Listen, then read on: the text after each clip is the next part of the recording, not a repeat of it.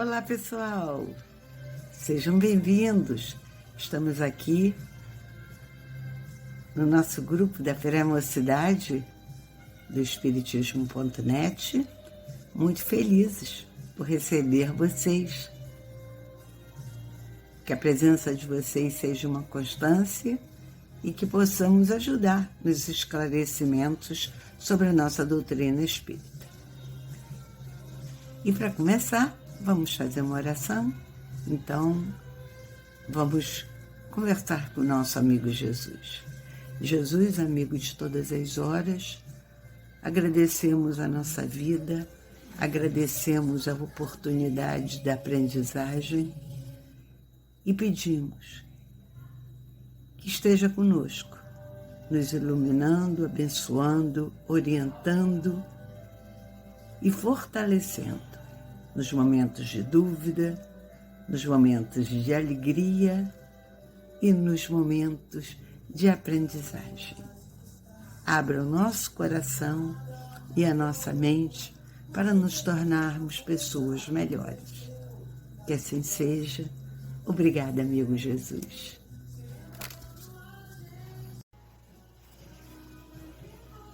Olá, pessoal. Hoje nós vamos falar um pouquinho sobre os fenômenos que antecederam o aparecimento da doutrina espírita. Os fenômenos já eram relatados no Antigo Testamento. Cada um daqueles profetas, eles eram médiuns e eles ou previam, ou anunciavam, ou comentavam sobre o mundo espiritual. Então, depois vieram os filósofos, como Sócrates, como Platão e alguns outros filósofos que também sabiam da existência dos espíritos. Mas isso é um início. Mas e os fatos? O que foi que fez o aparecimento mesmo da doutrina espírita? Aí tem dois fatos importantes.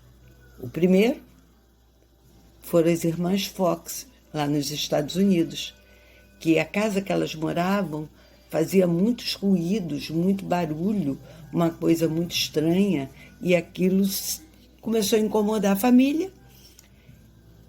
A menina de 10 anos, a caçula, eram várias irmãs, tinham mediunidade, tinham ectoplasma para doar para esse espírito que faziam essa movimentação na casa, faziam esses estalos, esses barulhos. E uma delas, exatamente a caçula, a que tinha só 10 anos nessa ocasião, ela teve a ideia de fazer uma comunicação, criar um código de comunicação. E cada letra era um número de batidas e ainda tinha o sim ou não. Então, isso foi uma grande contribuição, porque se percebeu que havia uma possibilidade de comunicação. Isso é bem interessante.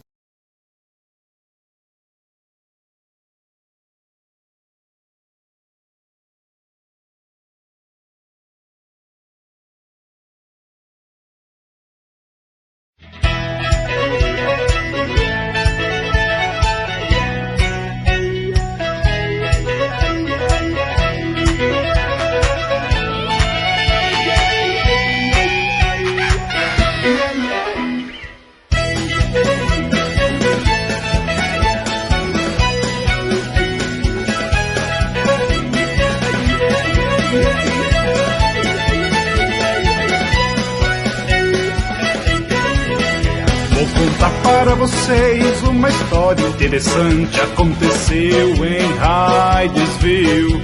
Numa casa muito antiga, barulhos intrigantes atormentavam os fortes protestantes.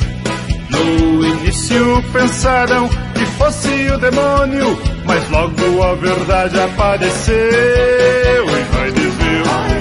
Hydesville, aconteceu em Hydesville. Hydesville, aconteceu em Hydesville. Irmãs Fox assustadas começaram a investigar e com as pancadas passaram a conversar. E as perguntas eram logo todas respondidas, um espírito a se comunicar. Comunicação espiritual, comunicação espiritual, provando que a alma é imortal. Comunicação espiritual, comunicação espiritual, provando que a alma é imortal.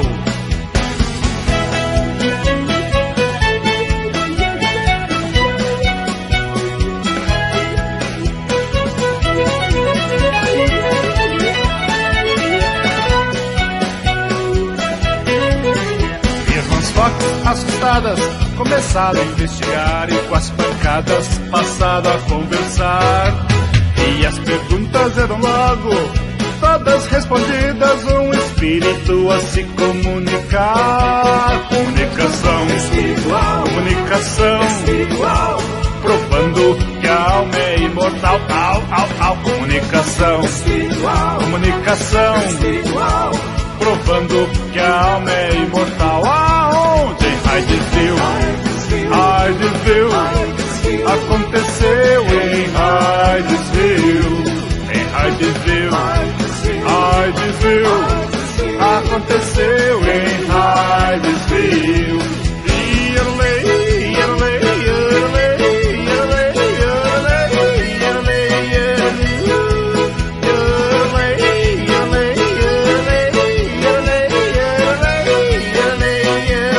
aconteceu em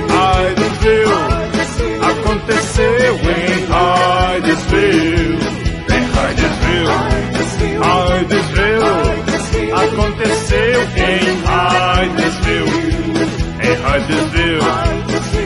Hydesville, aconteceu em Hydesville.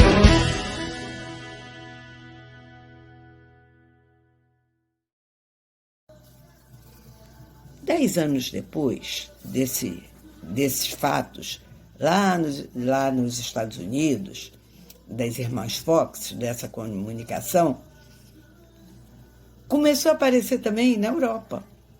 Mas aí não eram barulhos em paredes e dentro de casa. Eram mesas que se movimentavam, levantavam, davam batidas com os pés.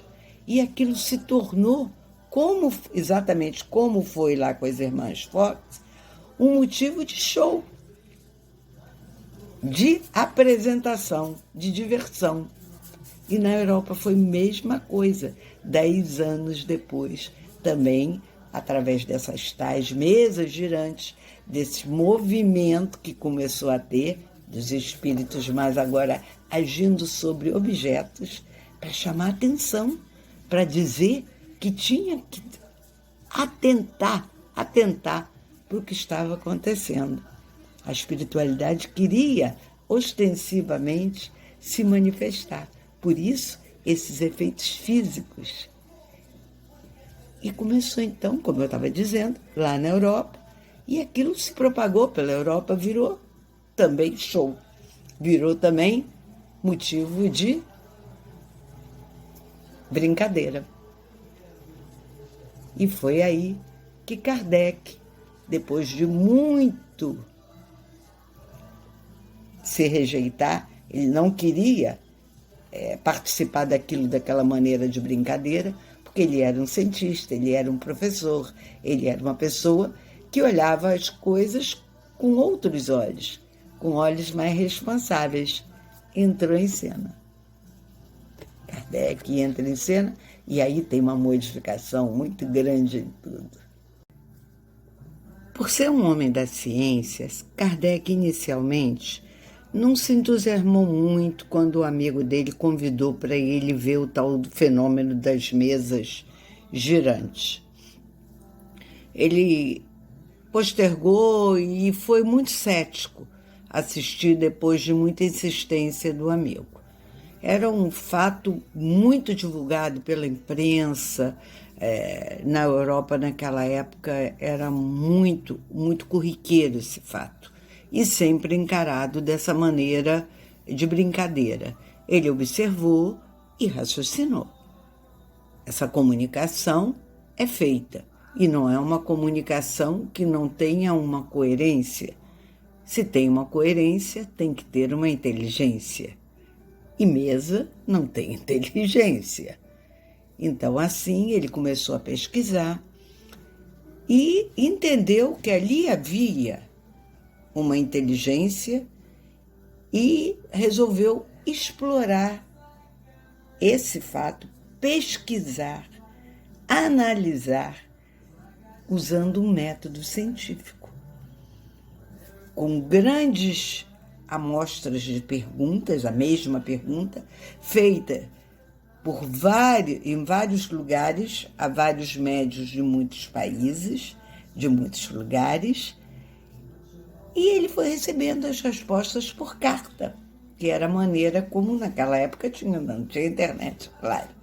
Então, ele foi comparando essas perguntas, as respostas dessas perguntas, para ser exato, de diferentes lugares, e foi vendo que as respostas que apresentavam uma coerência, uma similaridade, elas tinham sentido, e ele então foi selecionando. Mas o interessante, vocês sabem, é que as meninas que mais ajudaram a ele, nessas respostas, eram duas adolescentes, duas irmãs também adolescentes.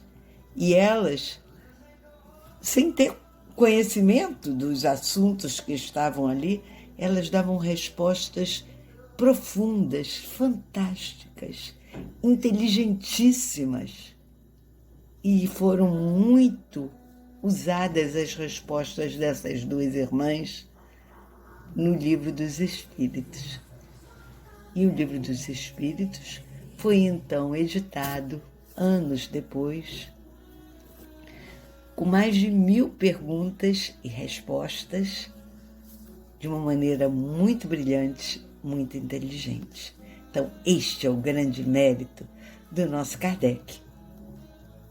Querer ver um fato, não como um fato de brincadeira, mas com inteligência, com capacidade de compreensão, de querer compreender aquilo. Esse é o maior mérito do nosso Kardec. Pai amado, aqui estamos para agradecer por mais esse encontro maravilhoso que nos trouxe tanta luz, tantas coisas boas para pensar, a importância da vida, a importância de estarmos aqui em família, aprendendo sempre. Agradecer todos os dias quando acordamos pela manhã. Muito obrigado, Senhor, por mais um dia na minha existência. Que assim seja. Até mais, gente. Até a próxima.